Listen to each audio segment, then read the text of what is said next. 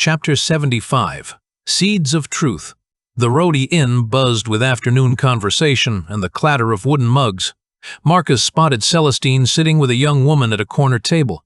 The stranger was focused entirely on her food, eating with mechanical precision, while Celestine talked to her in low tones. Marcus approached their table. Hello, Celestine. Where are the chickens? I thought you were joking. She hates Valdrian food. Chickens are for her. Pointing to the young woman, Marcus studied the stranger. Who is she? She doesn't look from here. The woman hadn't even looked up at Marcus, still eating her food with singular focus. She is Palwyn Shan. Her country was invaded by Malachar before she was even born. Ephus has no idea who to summon. Who is Ephus? Please make more sense. Marcus started checking his pockets for a pen. He needed to write these. Celestine sighed. Dear, I am not an exposition machine. Ephus is your planet's name. I was trying to get her out of that wretched power plant these past weeks. She is an otherworlder like you. Marcus's interest piqued. She's also from the modern world? Information about worlds and otherworlders flooded his mind. He wanted to ask millions of questions and take notes. Honey, there are lots of modern worlds, some more advanced than yours. Your planet is called Terra. I don't know what hers is called. I've never been there. Judging by her, I probably won't. How many different planets are out there with life? Marcus checked his pockets for paper and pencil but couldn't find any. I don't know. Millions probably. They all stem from what I call seeds. Each part of the seed carries unique aspects of a planet and mostly necessary things like humans and chickens. For example, here, people think magical powers exist, but it's just this planet's people can manipulate energy exerted from humans. They think it's magic. Marcus's mind flared with what he was hearing. Seed magic energy manipulation. I don't understand. What about her? Marcus checked his pockets for pen and paper. He wanted to write them down. Celestine sighed and waved her hand at Palwyn. Palwyn, dear, focus here. Palwyn dropped her spoon and gave them her full attention. Yes, Celestine. How can I help? Her planet has a group mind, so she's confused most of the time. Join the conversation as best you can. Not confused. Focus on task at hand. She was probably really low on the chain there, and here they were using her to clean the messed up places around the power plant without knowing her powers. Leaned in to Marcus and whispered. I injected in Valdrian so you can communicate. Yes, I am very low in hierarchy on my planet, but here I have to function alone, and that is confusing. So here, she can do only one thing. For example, now she's in talking mode. She can't even drink water without switching modes with an order. Not quite correct. Easy motor functions, survival, instinctive movement doesn't require commands from the masters. Marcus stared at her. She's like a human robot. What can we do with her? Why did you bring her here? Out. Dear, she has the most unique energy manipulation. They weren't aware of that. They thought she was just damaged in the head, made her clean toilets and carry dead workers out of ceilings. Marcus felt disgust followed by sadness for Palwyn. How confused she must be, living between two worlds and being a slave in Malachar's empire. Yeah, it's very dark in Malachar's land. No value for human life. What is her power? Palwyn answered directly. I can open portals to places where I can see, but I am not very good at it. I used it once, successfully avoiding a death punishment from my overseer. Sorry to hear that. But Celestine, what do you want from us? We can't defeat Malachar. You seem competent. You can switch planets, for crying out loud. What do you need us for? Honey, I can't touch Malachar. Whoever created your planet, these seeds, is an entity I am really scared of. It's your job to defeat Malachar, but I can help you against his magic. His magic? Does he have a specialty? What can he do? Marcus really needed that pen. He stood up to look at the innkeeper, then sat down again, frustrated.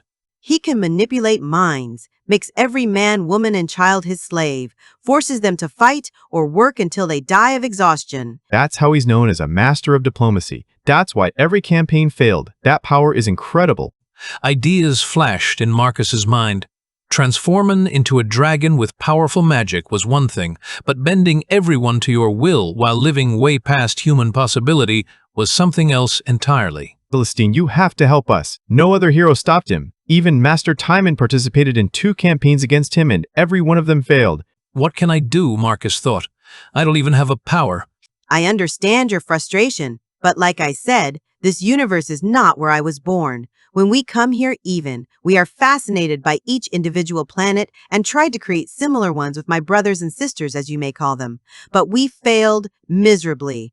Marcus's head was exploding with information. I hope my ears aren't deceiving me. What am I hearing right now? Did I say that out loud? Yes, you did.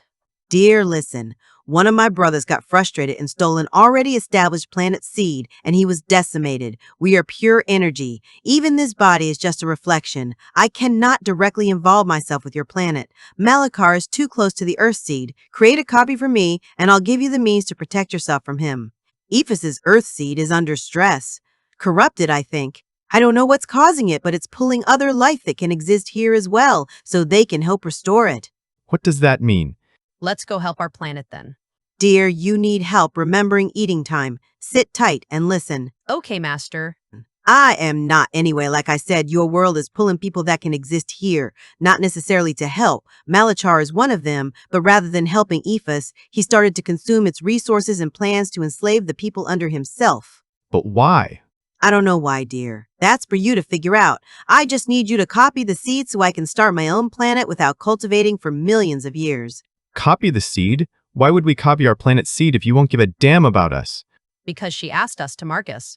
Weren't you listening? A big jug of wine appeared on the table with a giant hand setting it down. Wine for the ladies. You need anything else? No, dear, thanks. No, dear, thanks. If this lowlander is bothering you, just say the word. Again, no. I am trying to acquire his services. These lowlanders aren't worth more than copper a week. Don't let him swindle you. Everyone in the inn laughed. Marcus thought about the racist attitudes. Not even racist since they were from the same country. Bullies at best. They must think Celestine is local because of that pin she wears. Anyway, dear, where were we? I will find a way for you to not be affected by Malachar's magic without me involving myself. For that help, you want the world seed? Not the seed, a copy of the seed. There are 3 versions, air, water, and earth. Where will I find them? I'm just a kid in an invaded refugee-filled city on the verge of starvation. I have air and water copies because Malachar has built on top of the earth seed. I can't get involved. Can I see them? Not now. I will bring them in time. Now let me find a way to protect you from his magic. I'm entrusting Palwyn to you in the meantime. What? No, we're already living like chickens. Also, I don't know how to take care of. Marcus searched for a word that wouldn't be offensive. Loose in the head, madcap nuts wacko? Focused. I can't take care of her, dear. Also, you need her to get in and get out of Malachar's most important facilities. Train her. I am not an action hero or Master Yoda. Celestine, please. How can I train her? Sorry, dear. Your planet, your responsibility. Got to run. And with that, Celestine simply vanished, leaving Marcus alone with Palwyn. Marcus took Palwyn to his family's shed. She didn't ask anything the whole way. Marcus's head was filled with questions, but he didn't realize what would happen when they got home. Marcus, who is she? Is she your friend? Yeah, Dad. She'll be living with us for now. I'll find her a new home, though. Brother, did you get married? That turned into a sweet commotion at the house. Without giving details, Marcus explained that her hometown was captured by Malachar and she escaped here all alone. The family understood she must be in shock, so they didn't bombard her with questions. Marcus looked at Palwyn, who was staring at the family with the same focused attention she'd given her food. Whatever training Celestine expected him to do it was going to be interesting.